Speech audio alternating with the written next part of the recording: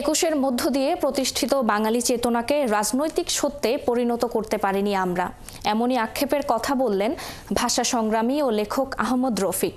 একাত্তরের সঙ্গে আলাপে তিনি আরও বলেন, সে কারণেই 21শে ফেব্রুয়ারি হয়েছে, হয়নি 8ই ফাল্গুন, হয়নি 1952-র 21শে ফেব্রুয়ারির পরদিন 22 ফেব্রুয়ারিতে আরও কমপক্ষে 6 ভাষা সৈনিকের মৃত্যুর ইতিহাস রচনা। বিস্তারিত পার্থ সঞ্জয়ের প্রতিবেদনে। যে ভাষার জন্যে এমন হন্যে পৃথিবীর বুকে অনন্য সে অর্জন, মাথা নত না করার গর্বে অতুলনীয় একটি দিন। এ ভাষার বুকের কাছে 1952 জানুয়ারিতেই সে ক্ষেত্র প্রস্তুত হয়ে গিয়েছিল, বলছেন ভাষা সংগ্রামী ও লেখক আহমেদ রফিক। ক্ষেত্র প্রস্তুত ছিল, কাজেই একটা দরকার ছিল শুকনো বারুদে মানে একটি অগ্নিস্ফুলিঙ্গ। সেই স্ফুলিঙ্গটি এগিয়ে দিলেন তৎকালীন পাকিস্তানের প্রধানমন্ত্রী খাজা নাজিমুদ্দিন, যিনি আগে এখানে মুখ্যমন্ত্রী ছিলেন। তার অভিজ্ঞতার কথা উনি ভুলে গেলেন। উনি এসে পল্টন ময়দানে বক্তৃতায় বললেন 27শে জানুয়ারি 1952 যে পাকিস্তানের রাষ্ট্রভাষা উর্দুই হতে যাচ্ছে, আমরা পাকিস্তানকে ইসলামিক রাষ্ট্রে পরিণত করতে যাচ্ছি। এরপর উদ্বেগ উৎকণ্ঠার রাত পার হয়ে আসে সকাল। 21শে দুপুরের আগেই কারফিউ অমান্য করলে চলে পুলিশের গুলি।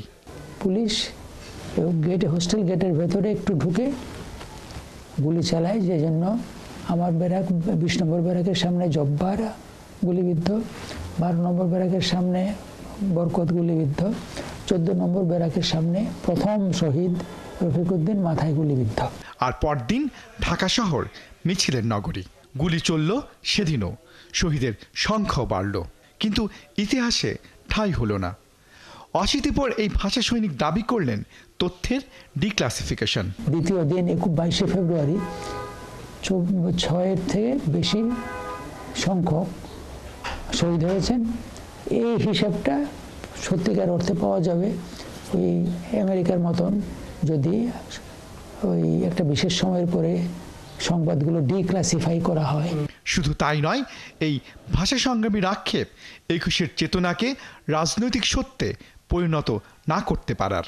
52 সালের ভাষা আন্দোলন, এই যে বললাম যে এর সর্বব্যাপী পরিপ্রেক্ষিতের কারণে 54 সালে যুক্তফ্রন্টের জয়ের পরিপ্রেক্ষিতে 60-এর দশকে আমরা দেখি বাঙালি জাতীয়তাবাদের বিকাশ। চেতনাটাকে আমরা ধারণ করেছি, সেই চেতনাকে আমরা রাজনৈতিক সত্যে বিকশিত করতে পারিনি। 52-এর ভাষা আন্দোলন 21শে ফেব্রুয়ারি হলো, 8ই ফাল্গুন হলো না। সেই না পারার ধারাবাহিকতা এখনো চলছে বলে আমি মনে করি। পার্থ সঞ্জয়, 71, ঢাকা। এগিয়ে দিলেন তৎকালীন